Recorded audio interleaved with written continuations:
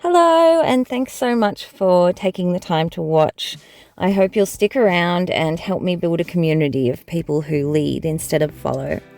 As always, all the videos you are seeing are 100% unaltered.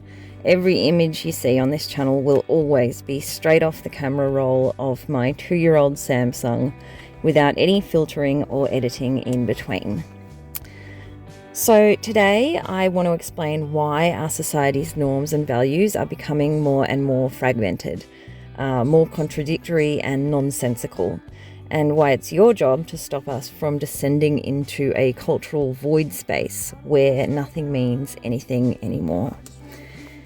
In my first video, I introduced my notion of the conceptual pyramid, and that video and the subsequent one will be linked in the description. But basically, I talked about how academic and professional fields become increasingly specialized over time, as each theory is forced to confine itself within the conceptual limits established by the theories that preceded it, with every new theory slashing from relevance anything that does not fit within its formulas or ideologies. Over time, each new generation within a field of study finds themselves operating within tighter and tighter ideological confines. And this process can be thought of as building a conceptual pyramid. Each field believes its pyramid to define reality itself, until eventually society winds up where we find ourselves today, with a cultural, moral, and ideological landscape that excludes the vast majority of reality as irrelevant or non-existent, and exists only in tiny fragments dotted around at the tippy tops of these academic and professional pyramids. This creates a situation where new thinkers and professionals have no choice but to choose a spot on top of one of these hyper-specialized pyramids, meaning that the ideas and information and culture that underpin society is limited to these highly fragmented, highly specialized pieces of reality, and everything else languishes in the great official untruth. The tops of these pyramids are widely spaced and mutually incoherent. So, in the pyramidal society where we find ourselves, there is no way to look at the big picture anymore, because no one is studying the spaces in between the pyramids. No one is even acknowledging that they exist. All we have are these little points of information that, when put together, form nothing but an incoherent mess. So, what does that mean for the functioning of society? It means that the mores of society become themselves fragmented, incoherent, contradictory, and eventually plain absurd. It means that there is no ground of fundamentals, no moral compass, no set of mutually accepted, coherent values that keep communities knitted together, that keep things making sense. We drift off from one another like rafts on a stormy sea. In practice, social fragmentation forces us to tie our minds into knots of cognitive dissonance just to live in society. If we want to keep going out and doing things and being in the world, we are forced to accept a whole raft of contradictory truths within our everyday experience. We accept that a normal human life is spent toiling away doing meaningless work for a corporation at minimum wage so the corporation can take billions in profits. We accept that we must work to pay to exist so that we can work to pay to exist. We accept that our kids should spend their childhoods indoors, being trained out of every instinct that makes them who they are, their creativity, uniqueness, self-possession, pride, emotional expression, their artistic use of their bodies, and instead sat at desks all day and forced to memorize useless information so they can go on to spend their own lives working to pay to exist. We accept this despite the fact that those meaningless underpaid jobs our kids are being groomed for won't exist by the time they are old enough to take them.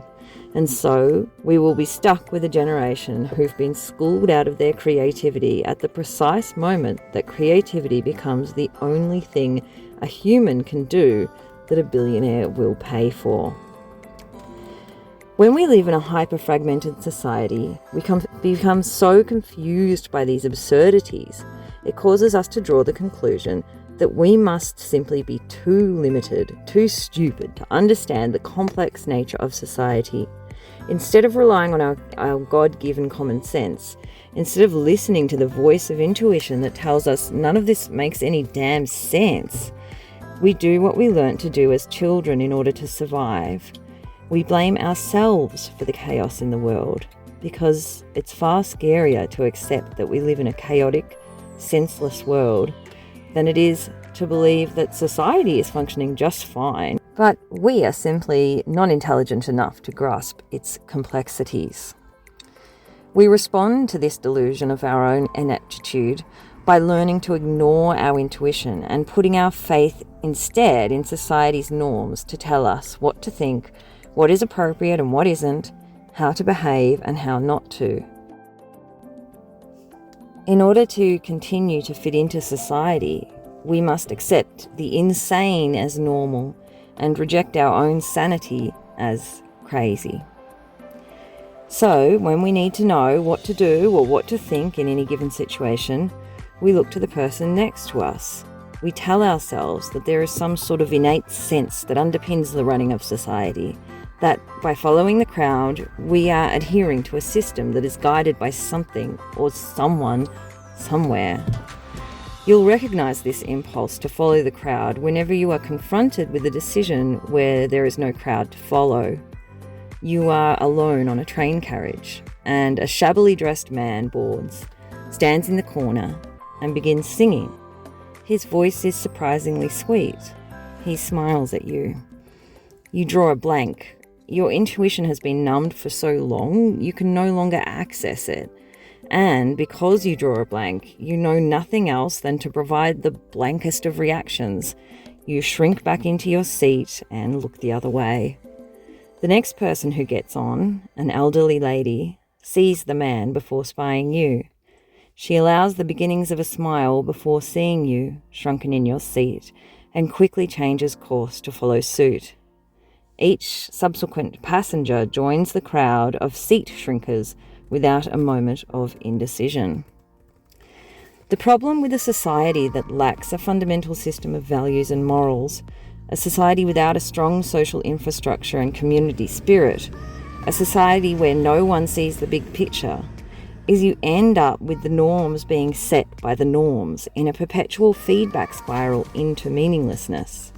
When you are looking to the person next to you to set the appropriate behaviour, and she is also looking to you to do the exact same, you are both going to choose the most boring, meaningless behaviour there is.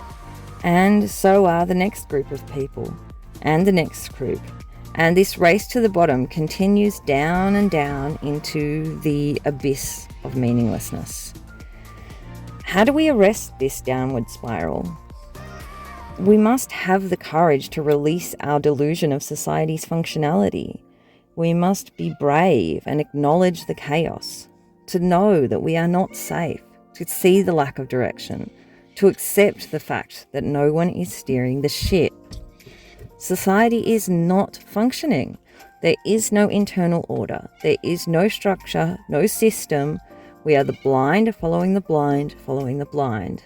And that includes the experts and professionals who we believe set the norms and ideals of society. As I explained earlier, and especially in my previous videos, they are no help because all they can contribute is their tiny little hyper-specialized piece of ideology at the top of their field's pyramid. And these pieces together are too fragmented and arbitrary to create anything but an ad hoc mess. No one is looking at the big picture because there is no big picture left to look at. We slashed the big picture from view as we marched up our pyramids, always sticking to the script written by the person before us.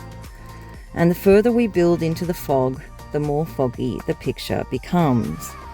The answer? Ask yourself what you think and answer yourself.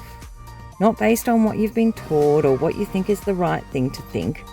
Reach down into your gut and listen for the quiet voice of your intuition.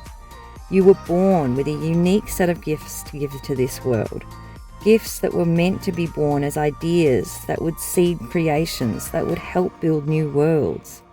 Forget the last 20 or 30 or 60 years and pick up where 5-year-old you left off. Learn to trust your feelings. Learn to hear your own ideas. And then say them out loud, and don't worry if someone tells you they're not normal. Having an idea that isn't normal is the point. The only way out of this mess is if some of us are courageous enough to have an idea that isn't normal and shout it to the rooftops, even as the chattering masses look on in disapproval. Normal is the enemy.